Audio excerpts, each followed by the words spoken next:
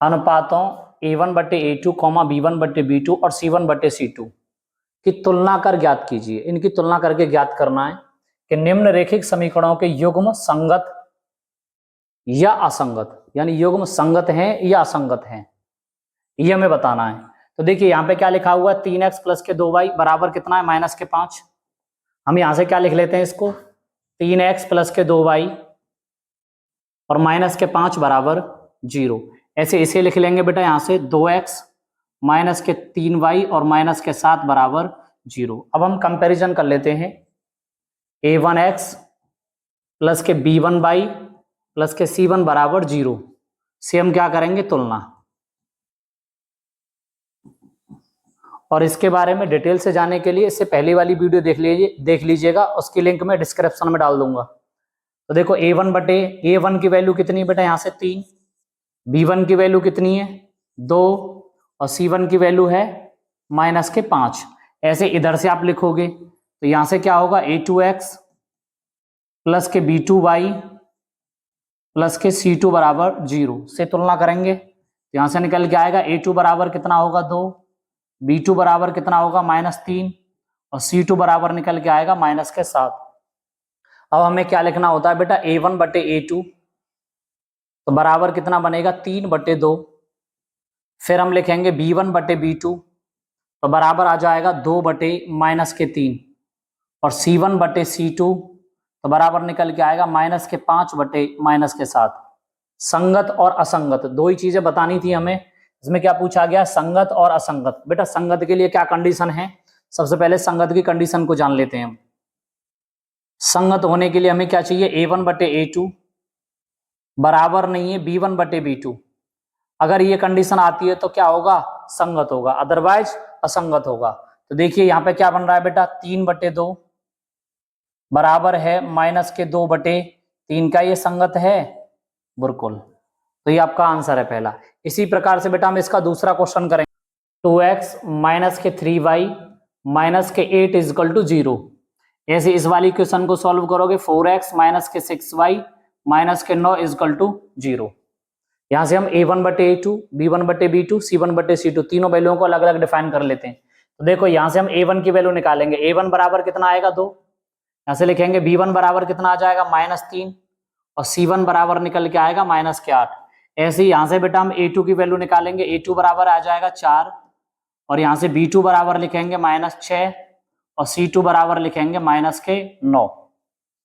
संगत और असंगत, असंगत के लिए कंडीशन और संगत के लिए कंडीशन, हम दोनों कंडीशन को जान लेते हैं। सबसे पहले देख लेते हैं बेटा संगत।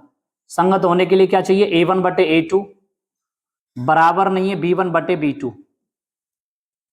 असंगत के लिए जान लेते हैं असंगत, यानी b1/b2 बराबर नहीं होना चाहिए c1/c2। तो देखते हैं इसमें कौन सी कंडीशन अप्लाई हो रही है, पहली या दूसरी। तो देखिए यहां से निकलेगा बेटा a1/a2 तो बराबर आ जाएगा 2/4, b1/b2 बराबर आ जाएगा ये -3/-6 और c1/c2 तो बराबर क्या निकलेगा, -8/-9। ये माइनस से तो माइनस कैंसिल आउट हो जाएगा। तो यहाँ पे हम क्या लिखेंगे, b1/b2, ये दोनों तो बराबर दिख रहे हैं पर ये बराबर नहीं है, यानी b1/b2 बराबर नहीं है c1/c2। तो देखिए b1 की वैल्यू कितनी है 3/6 तो बराबर कितना होगा 8/9। क्या ये दोनों बराबर है, नहीं है, तो क्या हो जाएगा ये असंगत, और ये हमसे पूछा गया था। इसी तरीके से बेटा इसका तीसरा क्वेश्चन देखिए, यहां से a1 की वैल्यू, a2, b2 सभी की वैल्यू अलग अलग डिफाइन करेंगे। तो यहां से क्या कर लेते हैं, इसको हम पहले सीक्वेंस में रख लेते हैं। ये कितना बनेगा 3/2x प्लस के 5/3y और माइनस के 7 बराबर 0। इसको हम इधर लेके आए, बराबर 0 के कर दिया। सेम इस वाली कंडीशन को भी इधर करेंगे, 9x माइनस के 10y और माइनस के 14 और बराबर कितना हो जाएगा 0। इधर से भी हम a1 की वैल्यू डिफाइन करेंगे, तो a1 बराबर कितना निकलेगा 3/2, a2 बराबर कितना निकल के आएगा बेटा 5/3, सॉरी ये b1 की वैल्यू आएगी, b1 बराबर पहले से a1 और b1 और फिर निकलता है बेटा c1 की वैल्यू कितनी है -7। अब इसी तरीके से आप इधर से निकालोगे a2 की वैल्यू, a2 की वैल्यू आ जाएगी 9 इसके बाद B2 की वैल्यू निकल के आ जाएगी -10 और C2 की वैल्यू निकल के आ जाएगी -14। अब अलग अलग एक्सप्लेन कर लेना है। A1 बटे A2 कि अगर आप वैल्यू निकालोगे तो ये कितना होगा बेटा 3/2 और बटे A2 की वैल्यू कितनी दे रखी है हमें 9, तो बटे हम कितना लिखेंगे 9। B1 बटे B2, B1 की वैल्यू कितनी है 5/3 और B2 की वैल्यू दे रखी है आपको बेटा -10। C1 बटे C2, C1 की वैल्यू -7 और बटे C2 की वैल्यू -14।